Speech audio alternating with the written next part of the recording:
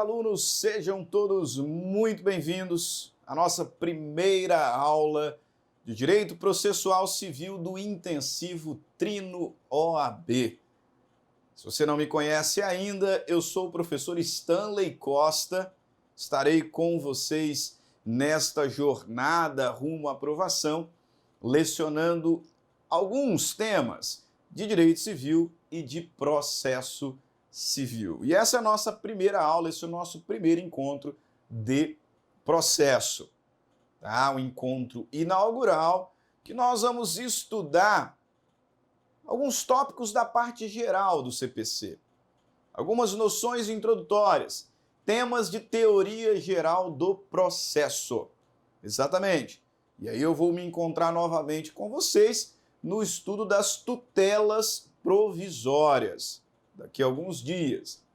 Mas, como eu falei, a gente precisa começar pelo começo. E pode até parecer, num primeiro momento, um pouco desnecessário, talvez, num curso intensivo, passar pela análise desses temas introdutórios, enfim, mas engana-se quem pensa dessa maneira. Tá? Temas de introdução caem. E é uma estratégia muito evidente da banca. Porque se esse é um tema de introdução, significa que você estudou lá no segundo, terceiro semestre. Quanto tempo faz, né? A banca sabe que cobrando esses temas é possível que vários acabem errando aí as questões e isso vai elevar o nível de dificuldade das provas. Então a gente precisa sim relembrar aqui esses aspectos gerais, esses aspectos de teoria geral do processo. Exatamente. E para tanto eu começo identificando com vocês aqueles que são chamados pela doutrina de institutos fundamentais do processo. Alguns falam em 3 institutos, outros falam em 4. Como eu não estou aqui para discutir doutrina, quem está certo, quem está errado, vamos pecar pelo excesso. 4 institutos fundamentais: jurisdição, ação, exceção e processo. Jurisdição, ação, exceção e processo. Esses 4 institutos, eles formam a relação triangular, chamada relação processual triangular. Por quê? Porque a jurisdição, ela é exercida pelo juiz, enquanto representante do Estado investido. O direito de ação, ele é exercido como regra pelo autor. Enquanto a exceção aqui, a expressão utilizada como defesa, né, é exercida pelo réu. É óbvio que aqui a gente pode ter uma inversão, né, quando acontecer do réu reconvir. Então ele vai exercer o direito de ação, o autor vai exercer a exceção. Mas como regra, o juiz exerce a jurisdição como representante do Estado investido, o autor exerce o direito de ação e o réu exerce a exceção. Mas esses sujeitos, eles estão soltos, né? E algo precisa vinculá-los. E é exatamente nesse ponto que entra em cena o 4º instituto fundamental, que é o processo. O processo que é um instrumento. O processo que é o instrumento da jurisdição. É o instrumento pelo qual o juiz exerce a jurisdição, o autor exerce a ação, o réu exerce a exceção. Portanto, é o que vai vincular os sujeitos da relação processual nessa relação triangular, nesse vínculo triangular. É evidente que existem outros sujeitos, né? Evidente. Mas esses aqui são os 3 principais, por isso que a gente fala em relação processual triangular. A jurisdição é o poder-dever do Estado de dizer e impor o direito. Tá? Eu não vou perder muito tempo com a jurisdição, porque a nossa aula ela é uma aula mais objetiva. Você encontra aí um material mais completo na nossa apostila não deixe de ler a nossa apostila. Lá eu explico o que é jurisdição. Jurisdição é o poder, dever do Estado de dizer e impor o direito. Né? A jurisdição ela é como regra inerte, tem que ser provocada, ela é inafastável. O Estado ele precisa responder quando for provocado, ainda que não haja lei, ainda que a lei seja obscura, que exista ali lacunas, situações em que o Estado se valerá dos meios integrativos previstos na LINDB, analogia, costume, princípios gerais do direito. Enfim, tá? Isso tudo está lá na sua apostila, confira. Vamos falar do direito de ação, porque o nosso tempo ele não é tão longo assim, não é tão extenso assim. O direito de ação é um direito subjetivo público. Direito de ação é um direito subjetivo e público de receber do Estado uma resposta de mérito. De mérito. A ação, eu dizia, é o direito subjetivo público de receber do Estado uma resposta de mérito. Cuidado para não confundir ação com petição. Né? Direito de petição é o direito de pedir. E o direito de petição, ele é incondicionado. O direito de ação, não. Porque não é todo mundo que, provocando a atividade jurisdicional, receberá uma resposta de mérito. Para receber essa resposta de mérito, é mister preencher alguns requisitos indispensáveis. Por isso, afirma-se, à luz da teoria eclética de Lieberman, que é adotada ainda hoje pelo CPC, afirma-se que o direito de ação é um direito condicionado. Porque para receber a resposta de mérito, as condições da ação deverão estar presentes. Se as condições da ação não estiverem presentes, o magistrado não vai analisar o mérito. O magistrado não vai apreciar o mérito. Hipótese em que o autor será considerado carecedor. Nós teremos uma extinção do feito sem resolução do mérito, por carência da ação. Por carência da ação. Perfeito? Eu, inclusive, quero aqui abrir um quadro branco, rapidinho, para pensarmos aqui o seguinte. Existem duas espécies de sentença. Quando nós falamos em processo civil, é evidente, nós temos outras classificações, né, que vai falar em sentença declaratória, constitutiva, condenatória. Mas nessa parte inicial nós temos aqui duas espécies de sentença. A sentença, ela pode ser uma sentença terminativa,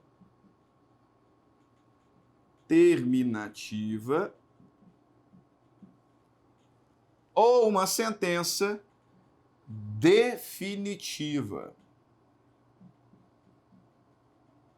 Qual a diferença entre elas? A chamada sentença terminativa é aquela sem resolução do mérito. Sem mérito. E a sentença definitiva é aquela com resolução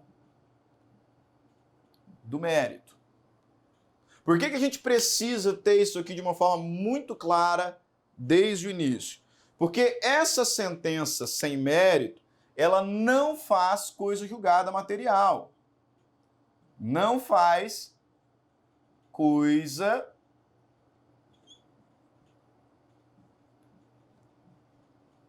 julgada material, tá? Você coloca completinho aí no seu material.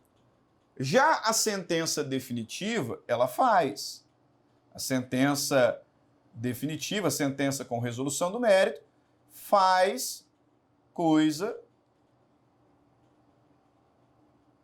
julgada material. E que diferença isso faz? Como regra, se o processo ele é extinto sem resolução do mérito, por uma sentença terminativa, eu posso repropor a mesmíssima ação. Já se ele for extinto com resolução do mérito, não. Se eu tiver uma sentença definitiva, eu tenho que recorrer, eu tenho que apelar. Porque eu não vou ter a possibilidade de repropor a ação. Inclusive, daqui a algumas aulas vocês vão estudar aí acerca do procedimento comum. Né? Comigo ou com outro professor, a gente ainda não definiu, mas vocês vão estudar o procedimento comum. E aí é muito importante ter atenção com as sentenças que podem ser proferidas antes da citação do réu. Quando a gente analisa o procedimento comum, logo depois da petição inicial ser ali protocolada, o juiz recebe, pode mandar emendar a inicial, pode citar o réu, mas ele pode extinguir o processo por sentença. E nesse momento ele pode tanto proferir uma sentença terminativa como uma sentença definitiva. A sentença terminativa, a sentença sem resolução do mérito, ela será chamada de sentença de indeferimento da petição inicial. Por exemplo, porque a petição inicial é inepta, porque o juiz mandou emendar e não foi emendada. Então, a sentença de indeferimento da petição inicial é uma sentença sem resolução do mérito, de modo que, a priori, a mesma ação poderia ser reproposta. Mas tem uma sentença de improcedência liminar do pedido. E essa sentença de improcedência liminar do pedido é uma sentença com resolução do mérito. É uma sentença com resolução do mérito. O juiz pode julgar o mérito mesmo antes de citar o réu. Só que, evidentemente, para improceder, né? Porque se for para julgar procedente, o réu tem que ser ouvido. Contraditório substancial. Para julgar improcedente, quando o pedido atentar contra súmula vinculante, enunciado de súmula, resp repetitivo, RE repetitivo, IRDR, incidente de assunção de competência, aí o magistrado pode julgar improcedente liminarmente o pedido. E essa será uma sentença definitiva, tá? Cuidado! Por que eu estou falando sobre isso agora? Porque se houve mérito, então teve ação. Então teve ação. Porque direito de ação é o direito a uma resposta de mérito. Se você não preencher as condições da ação, o processo será extinto sem resolução do mérito. O legislador ele vai dizer para o julgador vai dizer para você que você não tem direito de ação. OK? Beleza, professor. Então, dito isso, quais são as condições da ação? Quais são as condições da ação? Deixa eu apagar aqui meu quadro, né, minha TV.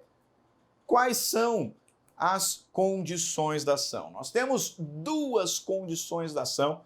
Muito cuidado, hein?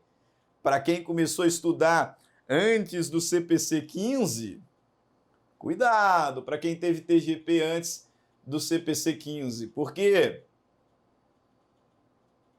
antes nós falávamos em 3 condições da ação. Mas o próprio Lieberman já havia revisto, né, essa tese e decidido que dessas três condições da ação, na verdade, não era. E aí o CPC 15 ele já veio aqui ajustado, já veio aqui adequado. Embora a expressão condição da ação não exista mais, nós temos ali 2 presentes. Quais sejam? Legitimidade e interesse. Legitimidade e interesse. Artigo 17 do Código de Processo Civil Para postular em juízo, é necessário ter interesse e legitimidade. Condições da ação. Se você não tem, extinção sem mérito, não é? Vamos confirmar? Artigo 485, inciso 6. O juiz não resolverá o mérito quando verificar a ausência de legitimidade ou de interesse processual. Atenção, porque a gente não fala mais em possibilidade jurídica do pedido, que era a terceira no CPC antigo. Possibilidade jurídica do pedido. Não tem mais. Não tem mais. Agora a gente trabalha com duas: legitimidade e interesse. Vamos começar aqui pelo interesse, que ele é mais simples. Interesse de agir é a demonstração de que o provimento jurisdicional ele é útil e necessário. Para eu demonstrar para o juiz que eu tenho interesse, eu preciso evidenciar que o provimento jurisdicional me é necessário. Eu estou aqui envolvido num conflito e não tenho outra saída, senão provocar atividade jurisdicional, que poderá me trazer um resultado útil. Isso eu tenho que fazer ainda por um meio adequado. Por isso que quando a gente fala em interesse, três palavrinhas nos vêm à mente: necessidade, utilidade e adequação. Perfeito? Então eu não tenho interesse de agir, por exemplo, quando eu ajuizo uma cobrança de uma dívida ainda não vencida. Por quê? Porque ainda não é necessário o provimento jurisdicional. A dívida não venceu. Eu não tenho interesse no ajuizamento de uma ação de uso capião antes do lapso prescricional. Eu não tenho ainda prescrição aquisitiva. Então não tenho interesse numa ação de uso capião. Eu não tenho interesse no ajuizamento de uma ação de cobrança de dívida de jogo, porque a dívida de jogo ela é uma obrigação natural, ela não tem exigibilidade. Então não há interesse.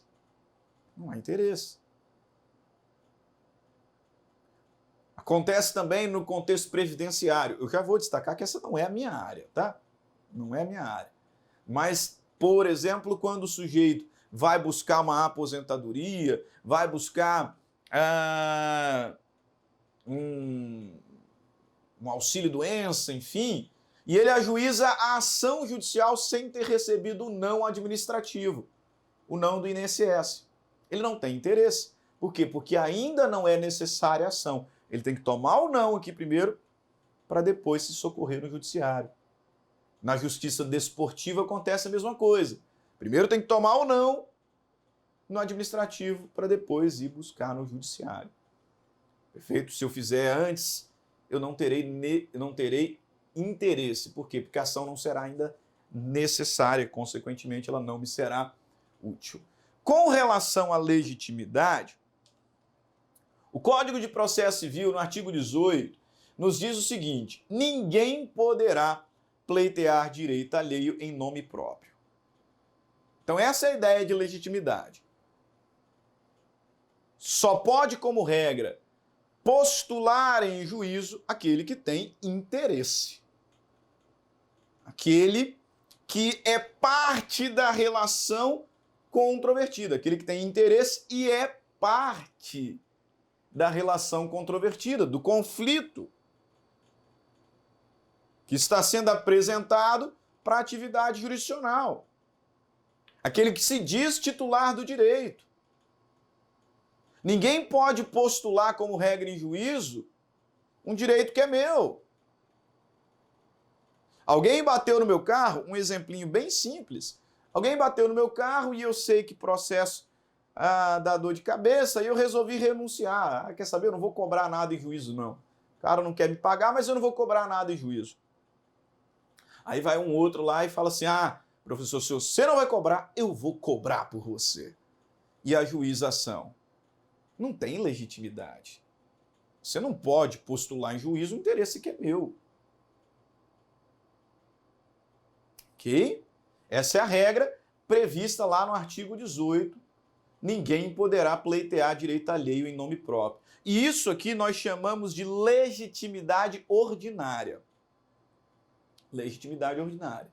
É a regra. Se eu estou falando que é a regra porque você sabe que vem exceção aí, né?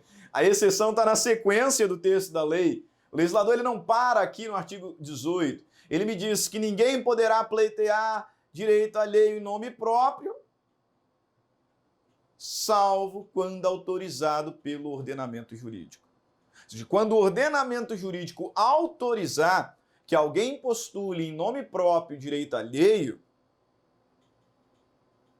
aí é evidente que eu terei legitimidade, né? Mas é uma situação excepcional. Por isso a gente fala em legitimidade extraordinária. Legitimidade extraordinária. Então vou até abrir aqui mais um quadrinho branco para que você tome nota do seguinte. Regra geral, vou colocar em vermelho. Regra geral, a legitimidade, ela é ordinária. A legitimidade exigida, né? Legitimidade ordinária. Tem legitimidade ordinária aquele que atua em nome próprio, nome próprio e por direito próprio. E por direito próprio. Nome próprio, direito próprio. Essa é a regra. Excepcionalmente,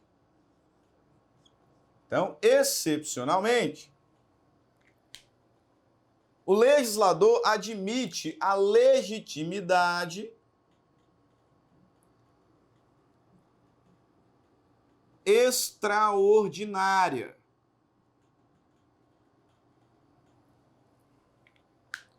Legitimidade extraordinária. Situação em que alguém vai atuar em nome próprio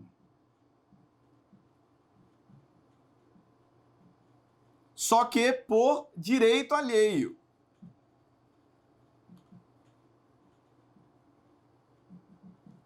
Aí, quando eu estou em sala de aula e eu pergunto exemplo, alguém vem falar assim, professor, é o caso da mãe que representa o filho, né? Não.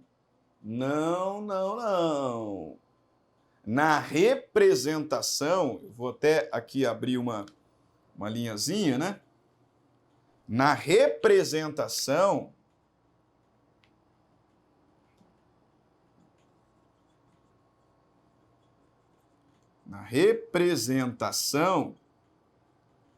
eu tenho alguém atuando em nome alheio e por direito alheio. Professor, como assim? Na ação de cobrança, que é ajuizada pela criança de 5 anos contra o pai, quem é o autor da ação? É a mãe ou é o filho? É a mãe. A mãe. É a mãe. Corta isso.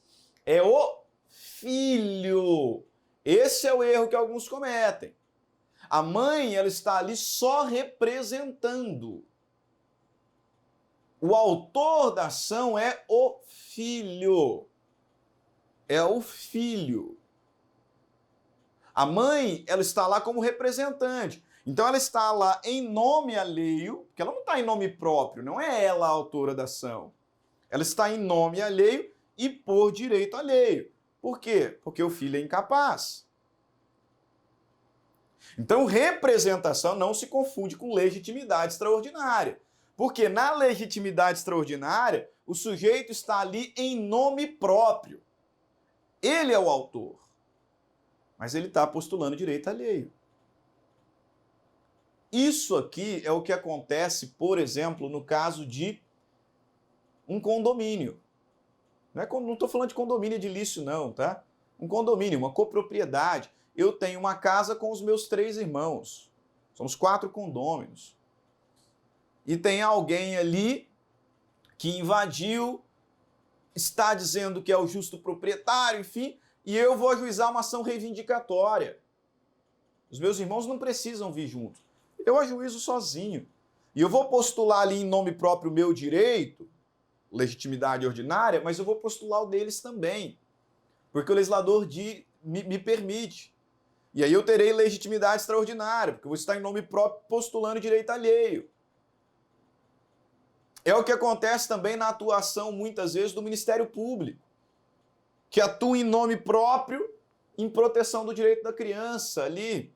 Então, por direito alheio. No direito do trabalho, há quem fale também sobre a atuação do sindicato em alguns dissídios coletivos, em que o sindicato atua no processo em nome próprio, mas por direito alheio. Isso é legitimidade extraordinária. Cuidado, porque essa legitimidade extraordinária, ela é chamada também de substituição. Muito cuidado com esse nome aqui, ó.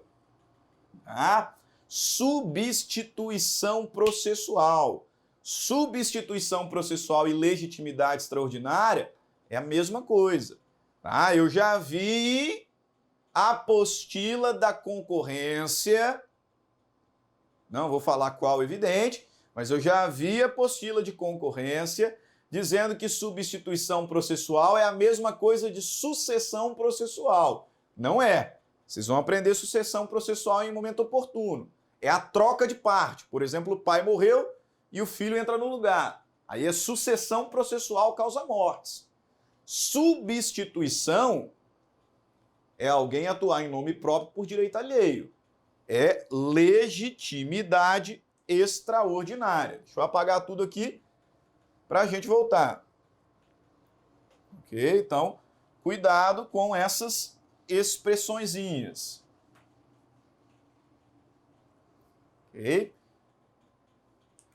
Ainda sobre a legitimidade extraordinária, né, para a gente concluir o primeiro bloco, veja bem, artigo 18 todinho, ninguém poderá pleitear direito alheio em nome próprio, salvo quando autorizado pelo ordenamento jurídico.